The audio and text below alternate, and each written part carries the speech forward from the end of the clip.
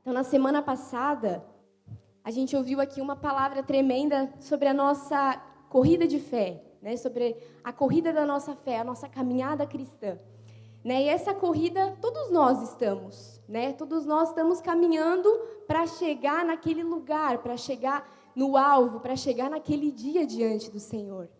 Né? E todos nós, a gente quer chegar naquele dia e ouvir do Senhor, o Senhor falar da sua boca para nós, muito bem, servo bom e fiel, não é verdade? Todos nós queremos ouvir isso do Senhor.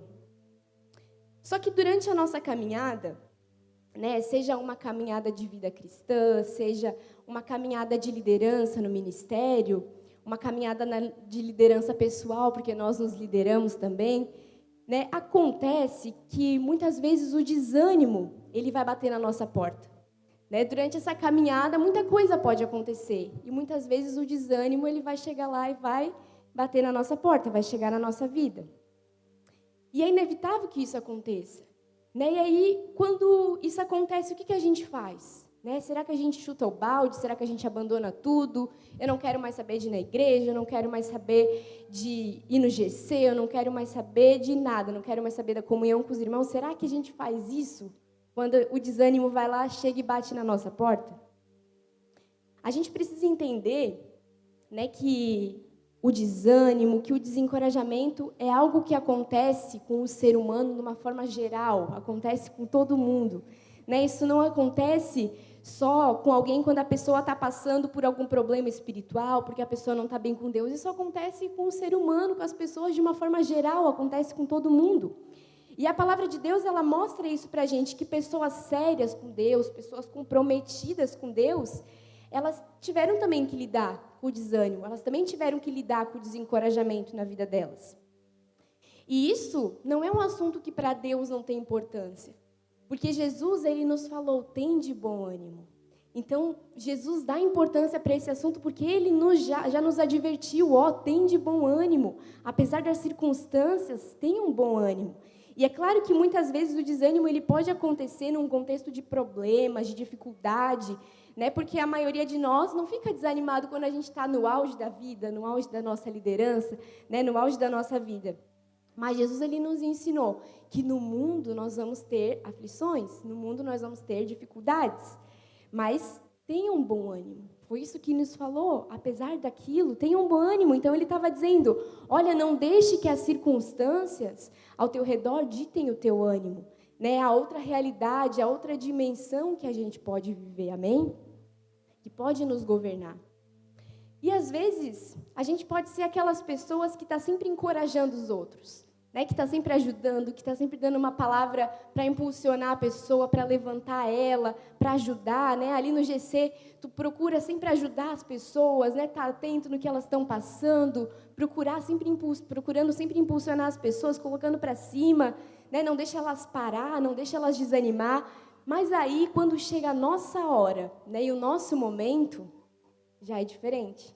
Né? Quando o desânimo ele bate na nossa porta, às vezes não importa o quanto a gente tenha sido encorajador, impulsionador e ajudar as pessoas e botar elas para cima, a gente pode perceber que toda a teoria que a gente conhece, que a gente já ajudou as pessoas, muitas vezes elas não vão funcionar para nós. Elas têm uma grande dificuldade de funcionar para nós. Né? A gente está ali, a gente ajuda as pessoas, a gente procura estar atento no que elas estão passando, mas quando chega a nossa hora, parece que a gente percebe que tudo aquilo que a gente já usou para ajudar alguém, na teoria, para a gente talvez não está funcionando. E é sobre isso que eu queria falar um pouco nessa noite. Muitas vezes, a gente funciona como encorajadores dos outros, até que chega o nosso momento. Né? E a gente sabe que não é certo a gente andar desanimado, e por isso a gente está sempre tentando levantar o outro. A gente está sempre tentando dar uma palavra de encorajamento. E não só porque a gente se ama, a gente se importa, mas porque a gente sabe que é importante vencer o desânimo, é importante vencer esses momentos. Mas, na verdade, quando chega a nossa vez, a gente nem sempre sabe lidar com aquilo que está acontecendo com a gente. E a palavra de Deus, ela nos mostra lá em Tiago 5,17. Tiago 5,17 vai dizer que Elias era um homem semelhante a nós, sujeito aos mesmos sentimentos. E quando eu leio aqui, isso que a palavra de Deus fala, de que Elias ele era um homem parecido com a gente, dá para perceber que a Bíblia ela quer dizer que Elias ele tem uma estrutura muito parecida com a nossa. Né? Elias, na verdade, ele foi uma das pessoas que mais manifestou a bipolaridade na Bíblia. Né? Eu não sei se você conhece a história dele. Elias ele é conhecido como o profeta do fogo. Né? E a história dele, se você quiser ler depois, ela está lá no livro de 1 Reis, a partir do capítulo 17. E ele foi um profeta do Senhor durante o reinado do rei Acabe. E foi num período onde a nação de Israel ela tinha se afastado demais do Senhor para seguir outros deuses. Porque o rei Acabe, ele tinha se casado com Jezabel, que trouxe para Israel a adoração ao deus Baal e a todos os outros deuses. E quando ela trouxe isso, quando os reis, né, o rei Acabe, ele implantou isso, a adoração a outros deuses, provocou assim a ira de Deus sobre a nação de Israel. E Elias ele foi levantado nesse tempo como uma voz profética, como uma voz de confronto para trazer o povo de volta para o Senhor. E ele operou muitos milagres, um dos milagres da multiplicação da farinha, do azeite. Ele também operou um milagre pelo poder do Senhor, ele ressuscitou o filho de uma viúva. Lá no desafio do Monte Carmelo, diante daqueles profetas de Baal, dos profetas dos outros deuses, ele orou a Deus e Deus fez descer fogo do céu e todo Israel cai de joelhos declarando que só o Senhor é Deus. Então, olha só, ele foi uma das pessoas mais poderosamente usadas por Deus.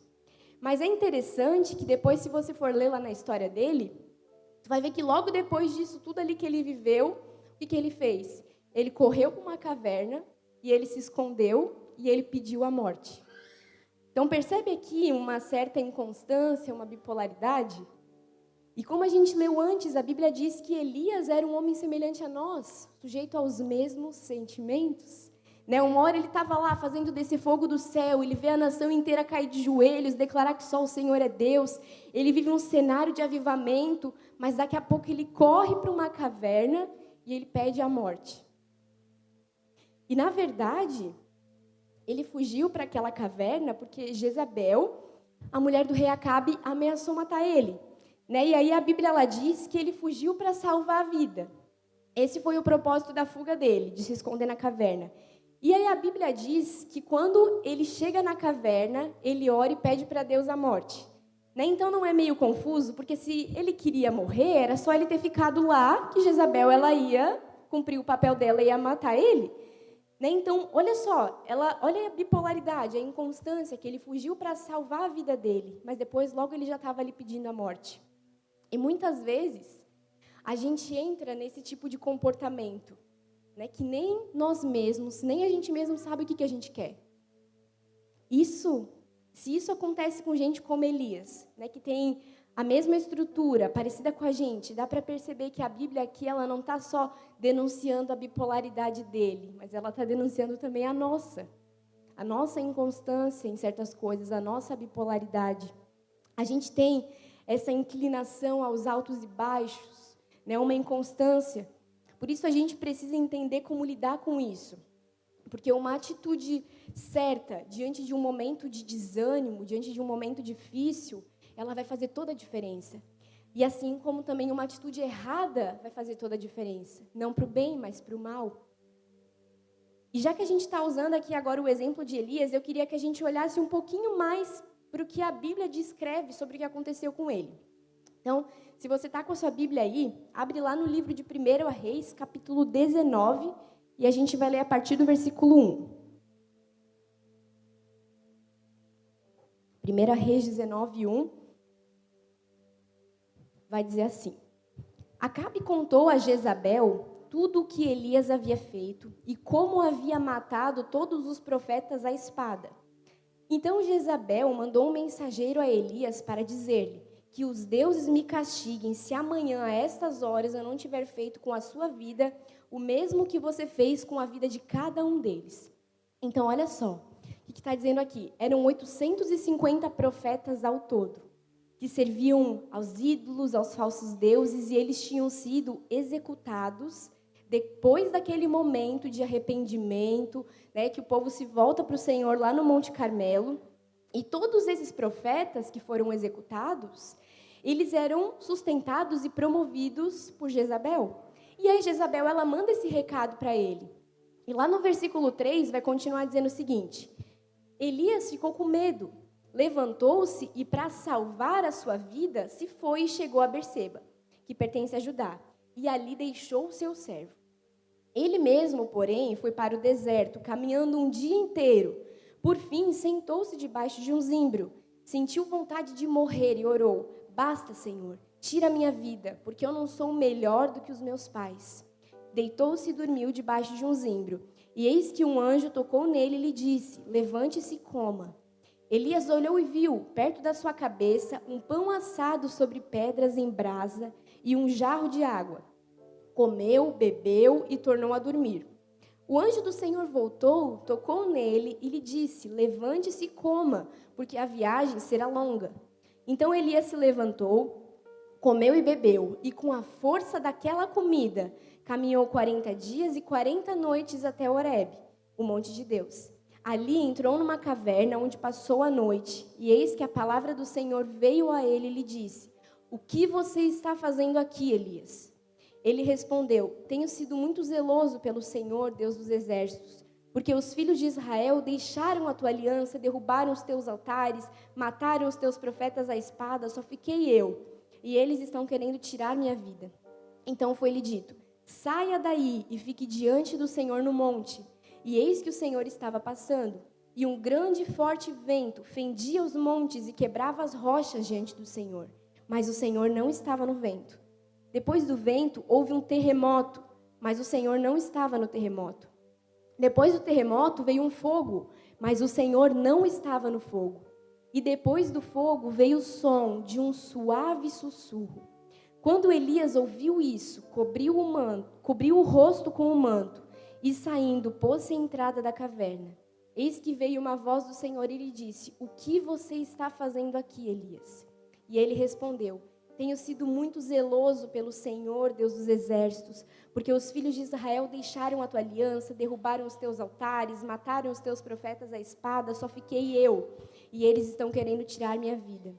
Então o Senhor disse a Elias: Vá, volte o seu caminho para o deserto de Damasco. Chegando lá, unja Hazael como rei da Síria, unja também Jeú, filho de Nissi, como rei de Israel, e Eliseu, filho de Safate, de Abel-Meolá, como profeta em seu lugar. Quem escapar à espada de Hazael, Jeú matará. Quem escapar à espada de Jeú, Eliseu matará. E olha só o versículo 18. Também conservei em Israel 7.000, todos os joelhos que não se dobraram a Baal, toda a boca que não o beijou. Então, olha só, agora a gente vai olhar para esse texto aqui com uma mentalidade do que a gente pode entender daqui, que a gente pode tirar daqui. Porque a Bíblia, ela diz que tudo aquilo que foi escrito no passado foi escrito para o nosso ensino. Então, vamos lá entender o que a gente pode aprender daqui. Aqui nesse texto, eu vejo um Elias em crise.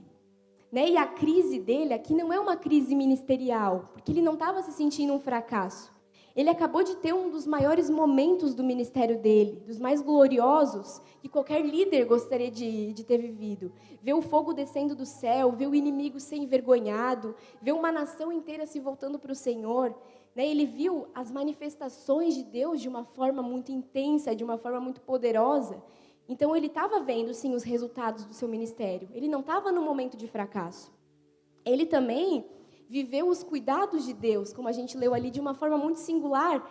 Né? A Bíblia diz um pouco antes ali que durante os 3 anos e meio de seca, Deus sustentou ele de uma forma sobrenatural. Né? Os corvos levavam pão e carne para ele todos os dias. Né? Aí, quando o ribeiro seca, Deus provê de novo a água para ele beber, aquilo que ele precisava.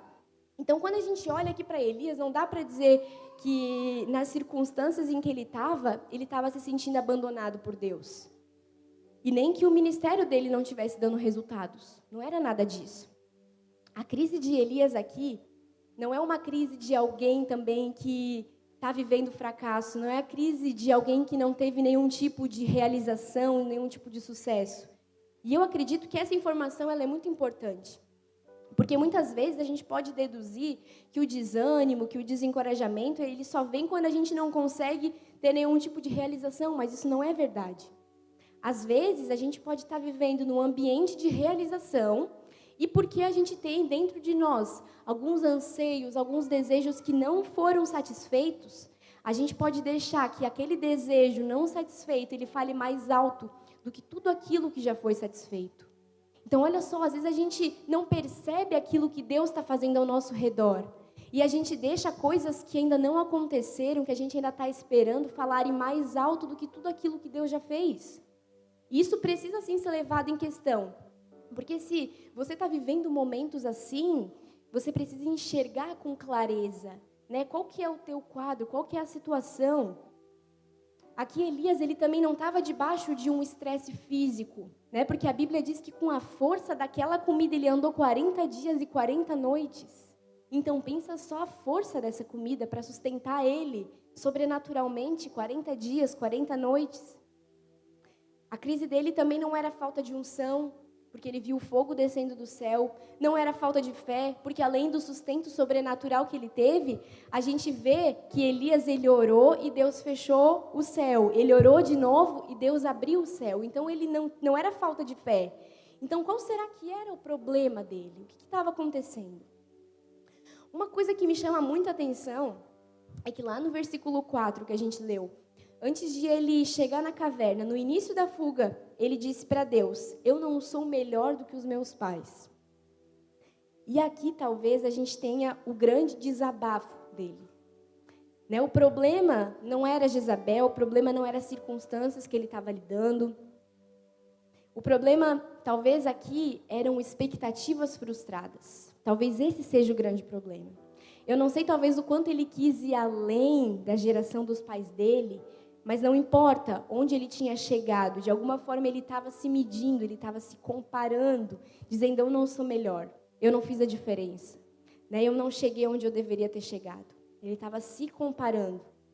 E aqui ele está expressando essas expectativas frustradas, as expectativas que ele tinha que não tinha conseguido chegar. E às vezes dentro de nós a gente tem uma síndrome de inferioridade que a gente sempre acha que é inferior aos outros. Né, que aquilo que a gente faz não está bom, né, não é suficiente, né, eu não sei, aí entra a comparação, aí a gente começa a se comparar com os outros. Mas eu não falo bem, mas eu não sei fazer as coisas direito, mas eu não sei falar com as pessoas, eu não sei lidar com elas, eu não sei evangelizar. Já entra um monte de pensamento, um monte de coisas na nossa mente. E a Bíblia ela vai dizer lá em Provérbios 13:12 que a esperança adiada faz adoecer o coração. Aquele tipo de coisa que a gente espera e nunca acontece. Pode trazer um grande estresse emocional. Mas aí vem uma pergunta para a gente. Será que algumas coisas que a gente está esperando e nunca se concretizam, será que realmente a gente deveria estar esperando elas? Porque existem sim coisas que são promessas de Deus na nossa vida, que são sonhos que Deus colocou na nossa vida, que Deus colocou no nosso coração, mas tem muitas coisas que a gente simplesmente decide que a gente precisa delas, né? Sem que Deus tenha nenhum tipo de compromisso com aquilo, a gente decide: não, eu vou viver isso, eu quero isso, sem que Deus ele não tem nenhum compromisso com aquilo.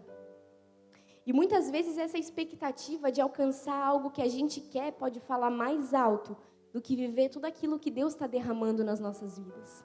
Então a gente não consegue aproveitar as bênçãos que o Senhor está derramando hoje sobre nós, porque a gente está esperando aquilo que nem aconteceu ainda, que talvez nem foi Deus que colocou no nosso coração. E o ser humano tem essa capacidade, né, de nunca estar contente com aquilo que ele já alcançou, né, de estar sempre esperando algo mais, de não estar contente com aquilo que Deus já fez. E a gente precisa entender quais são as nossas expectativas, porque quando Deus ele coloca um sonho no nosso coração, a gente tem sim o direito, né, a responsabilidade de crer e de lutar por aquilo ali até que a gente viva. Mas tem momentos quando Deus ele não falou nada a respeito de um assunto, ele não prometeu nada, mas a gente coloca na cabeça que quer porque quer aquilo, né, e tudo aquilo que a gente não viveu ainda fala mais alto do que toda a realização que Deus já fez. Isso não é saudável. Né? Como a gente leu ali, a esperança adiada, ela faz adoecer o coração. E uma das formas de perceber na nossa vida se a gente está vivendo essa frustração de algumas expectativas não cumpridas, que estão falando mais alto do que as realizações, é observar o nosso comportamento. É muito interessante que a Bíblia diz ali no versículo 3, quando Elias ele sai para a fuga, ele para em Berseba e ali ele deixa o seu servo. Então, olha só, Elias, ele tinha uma companhia, ele tinha um discípulo, ele tinha um cara que estava ali com ele. Mas a primeira coisa que ele fez, quando tudo começou a desmoronar, quando o negócio apertou, foi abandonar quem estava do lado dele. Quem podia estar com ele, servir ele, ajudar ele, estar com ele nesse momento. Ele abandonou a companhia e ele se isolou. E uma das características de que a gente está vivendo num desânimo, mas não aquele desânimo momentâneo, sabe? Que nem a gente cantou aqui, que o choro dura uma noite, mas a alegria vem pela manhã. Porque tem aqueles dias que a gente acorda e parece que está tudo meio cinza, meio preto e branco, não está colorido. Mas esses dias, a Bíblia fala que são o dia mau. Esse dia mau, no dia seguinte, pode simplesmente acordar tudo diferente, está tudo bem de novo. Eu não estou falando disso aqui. Eu estou falando daquele desânimo prolongado. Mesmo no meio de conquista, mesmo no meio de realizações, a gente precisa avaliar o nosso coração. A gente ainda está assim nesses momentos. E às vezes uma forma é observar o comportamento. Quando a gente começa com essa atitude de querer se isolar, de não querer mais estar junto, de não querer mais estar na comunhão, de não querer companhia, já é um indício aqui de que algo no nosso coração está muito errado. É de que algo ali, está errado. E olha só, a Bíblia ela diz em Provérbios 18:1 que quem se isola busca interesses egoístas e se rebela contra a sensatez. Então, quando a gente quer se isolar da comunhão, de estar junto, né, na comunhão que vai trazer cura no nosso coração, a gente está buscando interesses egoístas. Né? Só eu, e não olhando para o próximo. E claro que pode sim haver momentos de isolamento. Né? Por exemplo, Jesus ele ficou 40 dias no deserto para orar, para jejuar, para buscar a Deus. Mas muitas vezes, quando está com os outros, quando está em comunhão, já não está mais fazendo bem, isso deveria ser um alerta de que algo no nosso coração está precisando ali de uma atenção, está precisando de um cuidado. E uma segunda coisa que dá para perceber aqui, que dá para ver na Bíblia, tanto no versículo 3 que a gente leu, como depois no 9, a Bíblia diz que ele entra numa caverna onde ele passou a noite. E algumas cavernas emocionais que muitas vezes a gente entra e se fecha, né? A gente entra ali e quer se esconder naquela caverna. E é aquele momento onde a gente já não quer mais ver gente, a gente não quer mais estar com os outros, a gente não quer mais ver a luz, não quer ver nada nem ninguém. Né? Mas além do isolamento, normalmente quem está lidando com esse tipo de expectativa frustrada que gera o desânimo, tem sempre um senso de injustiça dentro de si, que carrega.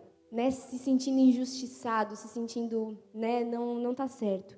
Porque olha só, Elias ele disse para Deus, mataram os teus profetas, só fiquei eu. E esse só fiquei eu que ele falou aqui, era como se ele estivesse falando para Deus, olha Deus, se tem alguém que estava ali pelo Senhor, fui eu. Se tem alguém que o Senhor devia estar protegendo, esse sou eu. Porque mataram todos os outros, só fiquei eu. E aí o que Deus disse para ele? Tem 7.000 que não dobraram os seus joelhos a Baal. Então, olha só, não era só Elias, não era só ele que era o cara que tinha ficado. Tinha 7.000 ainda que não tinham dobrado os seus joelhos. E tem vezes que a gente começa a se comparar com os outros, começa a se vitimizar, né? Só enxergar a si mesmo. Ah, mas é eu que estou sempre aqui na igreja, eu que estou sempre aqui congregando, eu que estou sempre aqui junto, né? Mas o pastor, ele nunca me deu uma oportunidade para mim fazer alguma coisa. Não, gente, isso é vitimismo. Né? Se você chegar perto dos nossos pastores, eles vão te lançar como flechas, eles querem que vocês vão mais alto, eles querem que vocês vão mais longe. Então, a gente precisa parar de se vitimizar, parar com esse senso de injustiça, né? Que a gente não está sendo bem tratado como deveria.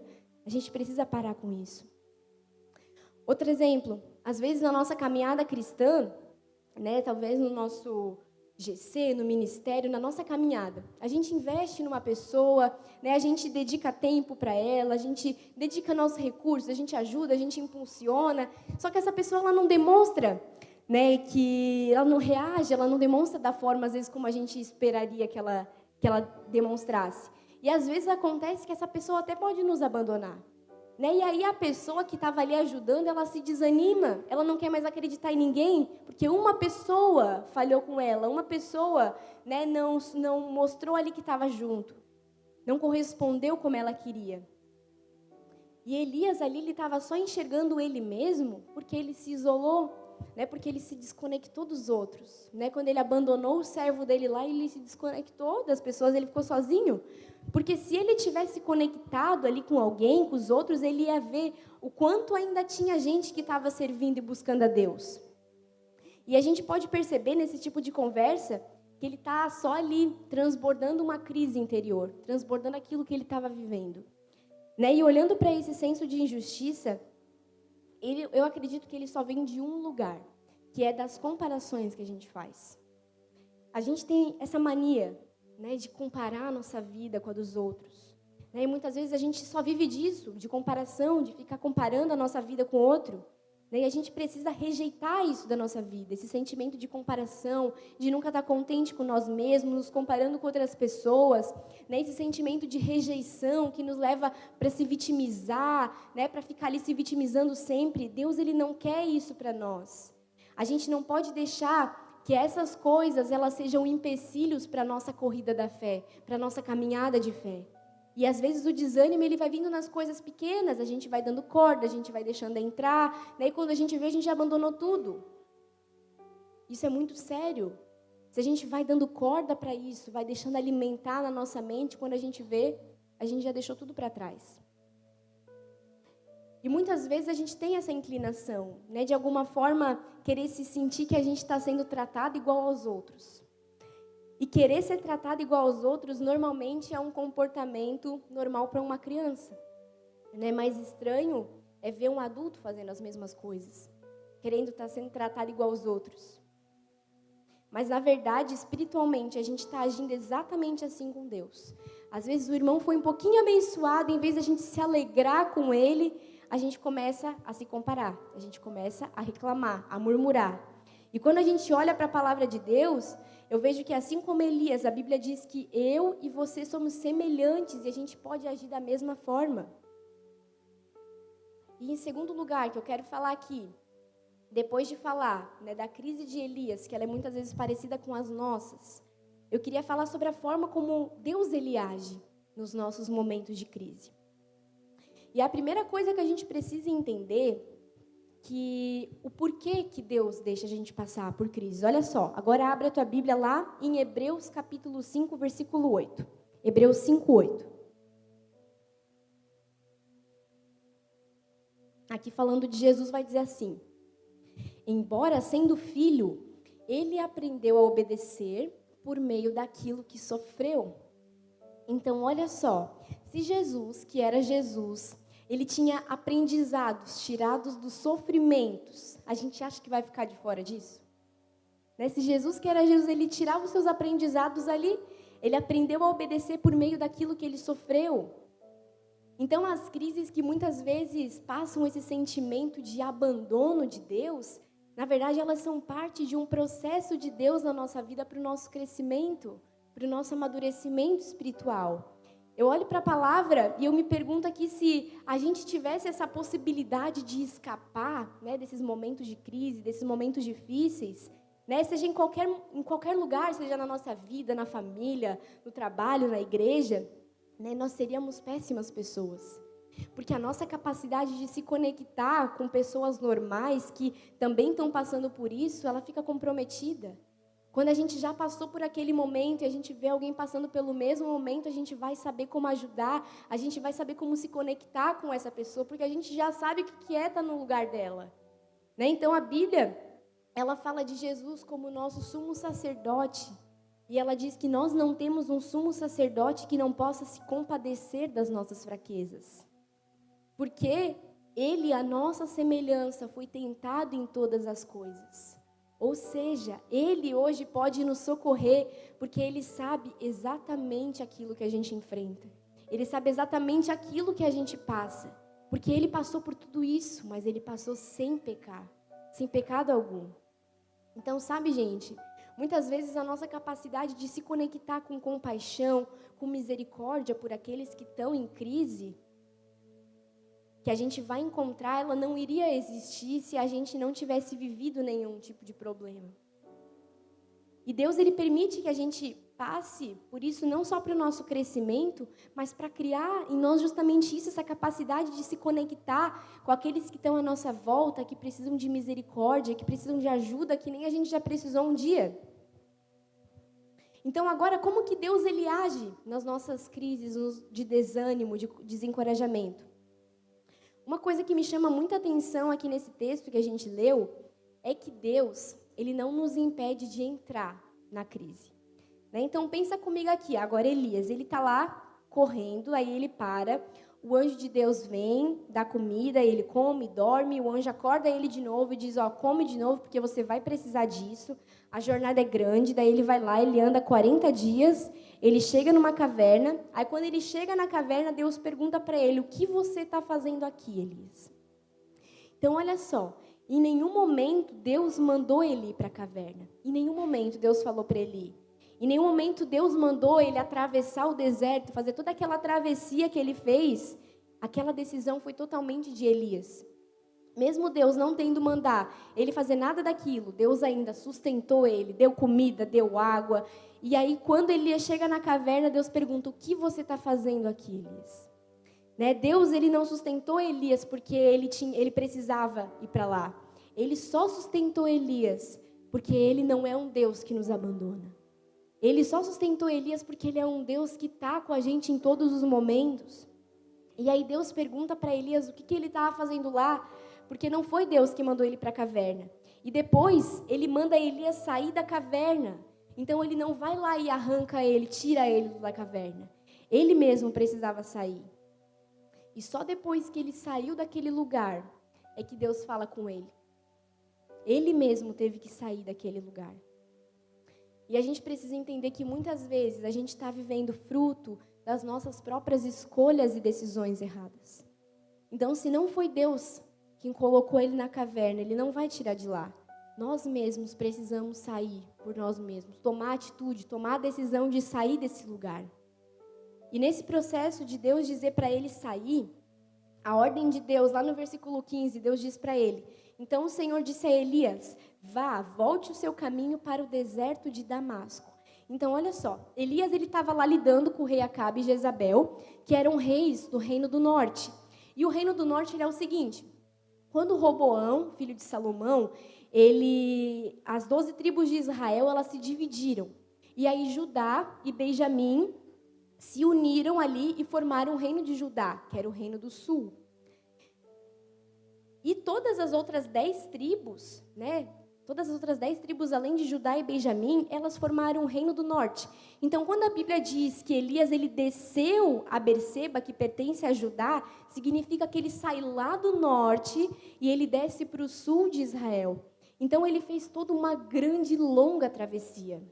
E agora Deus está dizendo ali para ele, volta ao caminho do deserto, para ir para a Síria, que era ainda mais ao norte do que o lugar de onde ele tinha vindo. Né? Ou seja, Deus está dizendo, olha, toda essa tua caminhada aí no deserto, Elias, foi à toa, foi desnecessária. Pode pegar o teu caminho de volta para o lugar de onde tu saiu. Em outras palavras, Deus estava dizendo para Elias que ele era responsável por consertar todas as coisas, toda a bagunça que ele tinha feito. Porém, mesmo Deus chamando ele para essa responsabilidade, mandando ele sair da caverna, Deus ainda fala com ele, Deus ainda se manifesta para com ele. Isso precisa ficar muito gravado no nosso coração, porque a gente serve a esse Deus que ele não nos abandona nos momentos de crise. A gente serve a esse Deus que mesmo que ele nos responsabilize por aquilo que a gente fez de errado, ele não nos abandona. Ele ainda está ali com a gente. E agora uma coisa interessante nessa lição aqui, que Deus dá, a hora que Elias sai, é que a Bíblia diz que teve um vento forte despedaçando as rochas. Então pensa só num vento forte, né, que estava ali despedaçando as rochas. Teve terremoto, teve fogo, teve de tudo. Mas a Bíblia diz que Deus não estava em nenhuma daquelas coisas. Deus não estava ali. Então quando a gente está nesse lugar de isolamento, nesse lugar de crise, né, de tristeza, a gente acha que a única forma de sair é só com Deus fazendo coisas extraordinárias, Deus fazendo coisas grandiosas na nossa vida. Mas a Bíblia diz que Deus ele não estava em nada daquilo. Até que veio o quê? um suave sussurro. E aí Deus estava nele. Então, sabe o que dá para a gente entender aqui Deus dizendo? É que Ele diz para a gente que nós não precisamos esperar para sair dessa caverna emocional só quando Ele estiver chacoalhando tudo ao nosso redor. Só quando estiver vindo terremoto, vindo fogo, vindo vento forte. Não. Deus, ele quer mostrar que muitas vezes Ele vai falar com a gente num suave sussurro, numa brisa suave, em algo simples, em algo tranquilo, em algo suave. O caminho do conserto, da crise, na maioria das vezes não tem nada a ver com grandes coisas, com o extraordinário, mas tem a ver com uma coisa simples, com algo simples, com uma voz suave. E a gente precisa prestar atenção nisso, se conectar com isso, decidir obedecer. Eu percebo que a maneira de Deus tratar com as nossas crises tem muito mais a ver com um processo simples do que com um processo grandioso, com um processo extraordinário. Mas para a gente caminhar para o final, a verdade é que quase sempre, quando a Bíblia ela fala da gente tendo que lidar com essas crises, dilemas emocionais, a Bíblia ela fala da nossa responsabilidade de se fortalecer no Senhor, mesmo nesses momentos. E claro que existem coisas que Deus ele vai fazer por cada um de nós, mas também existem coisas que a gente precisa fazer como uma resposta em tudo aquilo que Deus já nos deu. Um exemplo é quando a gente olha para a vida de Jó na Bíblia. Jó, ele era um cara que ele tinha de tudo e de uma hora para outra ele perde tudo. Ele perdeu bens, ele perdeu filhos, ele perdeu saúde, ele perdeu a honra. Mas em nenhum momento, quando a gente olha para a história dele, a gente vê ele murmurando ou ele culpando a Deus por aquilo que estava acontecendo. Em nenhum momento a gente vê ele ali se vitimizando, porque Jó ele era uma pessoa que ele tinha a sua vida enraizada em Deus. Ele tinha suas raízes profundas num relacionamento com Deus.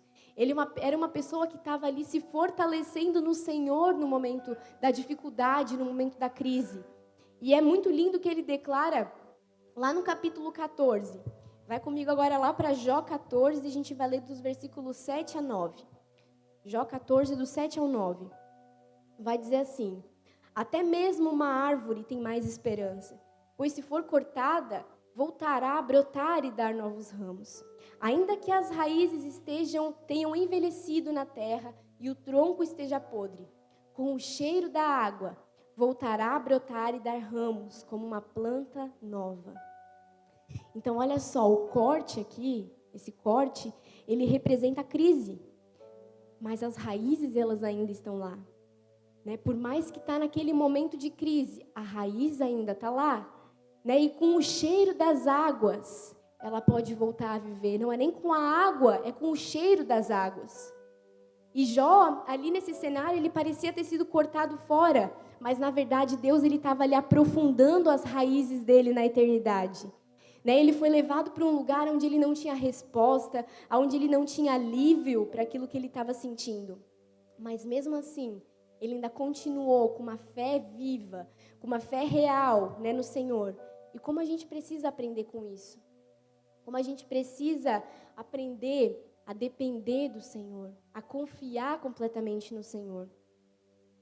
Esse cheiro das águas que fala aqui representa a presença do Espírito Santo. Jó, ele diz que basta o cheiro das águas para trazer vida àquilo que estava morto. Basta a presença do Espírito Santo para trazer vida àquilo que estava parecendo tudo morto.